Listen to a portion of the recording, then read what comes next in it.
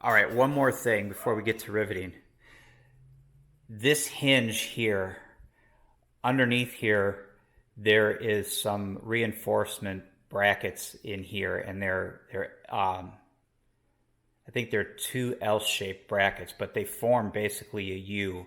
And those legs of that U interfere with a couple of these rivets. I think it's this one and this one. But anyway, those legs are interfering with these. Now, if I'd have known that earlier when I built this, when I installed this hinge, I would have cut those back a little bit. But all I did for now is I took the skin. I had the skin in place, and I couldn't get these couple of clecos in. And I noticed that reinforcement hardware was in the way. Took the skin off, and I bent them out of the way a little bit using a pair of pliers. Now I can get the rivets in, and I believe, we'll find out, I believe I can get up underneath there and get a bucking bar behind those. After I get the rivets in place, I'm going to reach up and I'm going to bend those little the legs of that U channel back into place.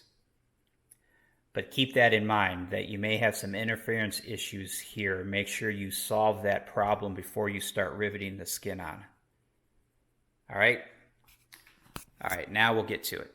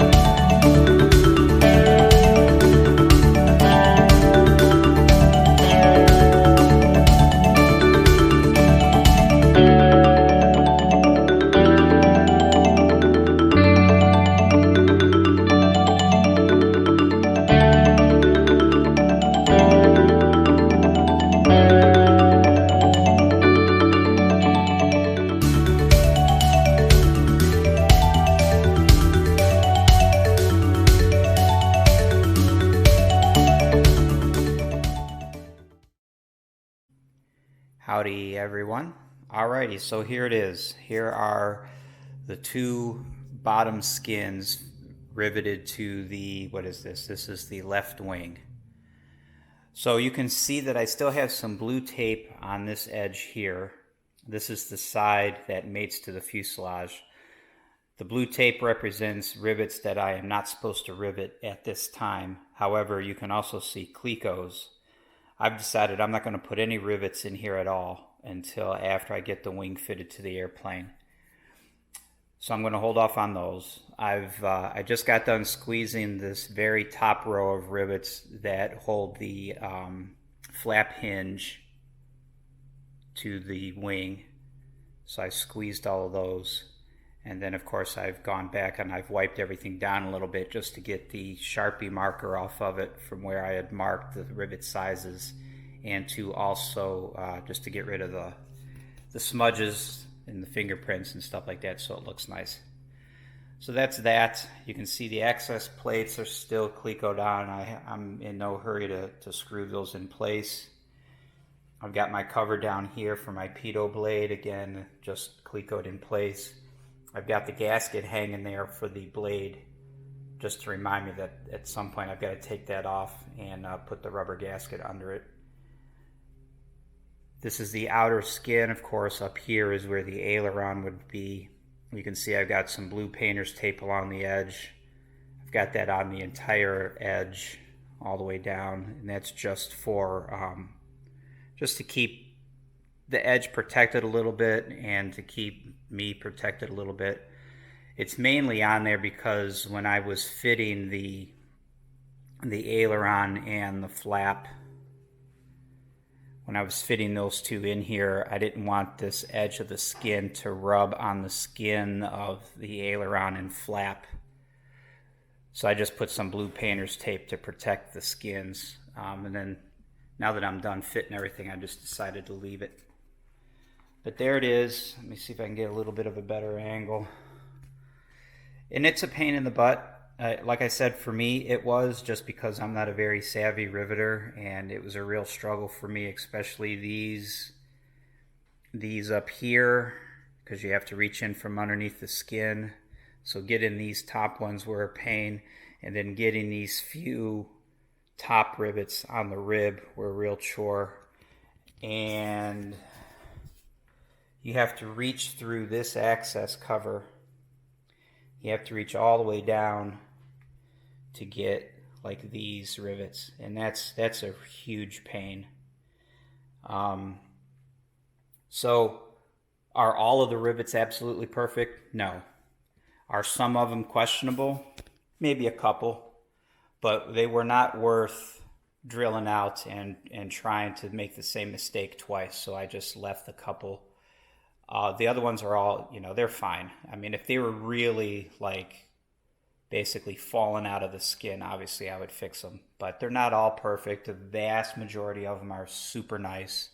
It's very difficult to inspect. It's hard to get a mirror up in there, and it's hard, when your head is stuck up underneath the skin down here and you're trying to look up to see if this rivet is satisfactorily driven. It's hard to do.